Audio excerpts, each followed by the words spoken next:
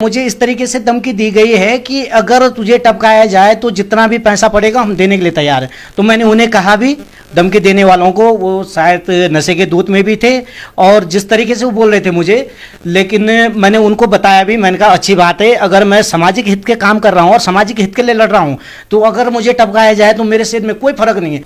नमस्कार दोस्तों, मैं हूं प्रताप रावत और आप देख रहे हैं PN9 न्यूज़। दोस्तों, इस वक्त हम मौजूद हैं नौगांव विकास खंड के ये बड़कोट में। हम इस वक्त मौजूद है टैक्सी यूनियन में। जैसा कि हमने आपको कुछ दिन पहले भी खबर दिखाई थी, जहां पर ये ग्राम पंचायत कोटला विकासखंड नौगांव का मामला है, जहां पर ग्राम पंचायत में हो रहे विकास कार्यों में तमाम तरह की अनियमितताएं देखने को मिली थी और ऐसा तमाम तरह के आरोप भी लगे थे। और हमारे साथ इस वक्त परवीन जी भी मौजूद है, जिनका ये तमाम आरोप है। इन्होंने जिला अधिकारी महोदय या उप जिला अधिकारी महोदय को भी इस संबंध में लेटर लिखा है, संज्ञान में लाया और कहीं ना कहीं जांच भी हो पाई है धरातल पे। तो जी नमस्कार परवीन जी। सर नमस्कार राव जी। सबसे पहले आपके चैनल का मैं धन्यवाद देना चाहता हूं और जो कि आप इस मामले को जागरूक कर रहे हैं। जांच बिठाई है, जांच टीम वहां पर गई है, तो क्या कुछ धरातल पे मिला है? जिस तरह से आपने आरोप लगाए हैं तो जांच टीम ने क्या कुछ धरातल पे पाया है?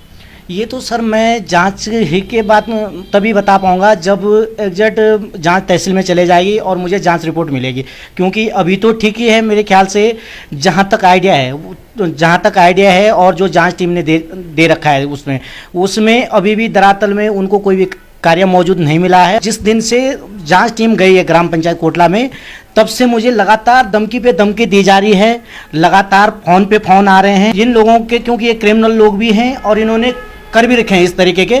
इनका अगर रिकॉर्ड चेक किया जाए थाने से या कहीं बाहरी उससे, तो इनके कई प्रकार के जो है वो दिखने को मिलेंगे आपको। तो मेरा कहना यही है, कहीं ना कहीं ये मेरे लिए षड्यंत्र बनाया जा रहा है। सबसे बड़ा आरोप जो है, इन्होंने, ये परवीन कुमार जी है, इन्होंने ग्राम पंचायत कोटला के तमाम विकास कार्यों में RTI लगाई। RTI के माध्यम से इन्हें सूचना प्राप्त हुई और सूचना प्राप्त होने के बाद इन्होंने धरातल में देखा जहां पर तमाम तरह की अनियमितताएं हैं। कहीं भी कोई विकास कार्य सही ढंग से नहीं हो रहा था जैसा कि होना चाहिए। उसके बाद इन्होंने मीडिया के सामने भी जो प्रधान है उनकी पोल खोली। उसके बाद इनको कई प्रकार की धमकी आती है और अलग अलग नंबरों से जो है इनको धमकियां मिलती है, यानी कि जान से मारने तक की धमकी इनको दी गई है। तो सोचिएगा कितना बड़ा दुर्भाग्य है।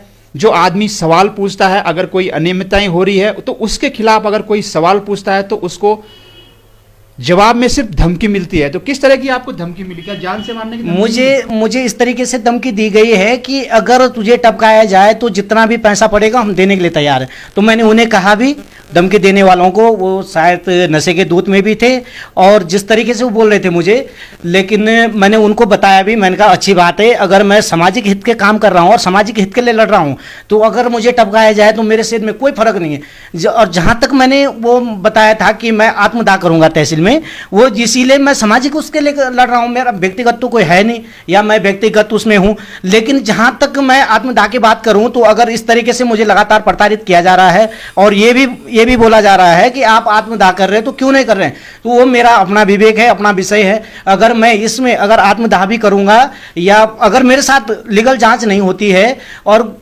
इसमें अगर कोई सरकारी उससे या कानूनी तौर से अगर सही ढंग से नहीं किया जाता है, तो मैं अगर यदि आत्मदाह भी करूँगा या कुछ अन्य चीज अगर मेरे साथ होती है तो इसके स्वयं जवाबदार ग्राम पंचायत प्रधान रहेंगे। तो मेरे साथ अगर कल के दिन कोई बात होती है तो शासन प्रशासन रहेगा और ये लोग जो है जवाबदार रहेंगे। जो आपको धमकी मिली थी उसकी आपके पास कोई रिकॉर्डिंग या कुछ हो? कब आई थी? मेरे पास रिकॉर्डिंग तो नहीं है, बल्कि लेकिन इनकी जो मुझे धमकियां मिली हैं उनके नंबर मेरे फोन पे नोट हैं और ये मुझे प्रत्येक उससे जो है धमकी दी गई है, प्रत्येक नंबरों से मेरे पे नंबर नोट है। ये का नाम तो भरत सिंह भी है, लेकिन ये जो कि इन्हीं का भाईबंद है। सबसे पहले जो धमकी दी गई है ये इन्हीं के नाम से दी गई है, भरत सिंह के नाम से। इनके बेटे का एक पिछली बार भी कांड था जब प्रोला टैक्सी यूनियन में हुआ था, जिसने एक चालक का कान खींचा था अपने उसे, और इसमें भी कई प्रकार के आरोप लगे थे।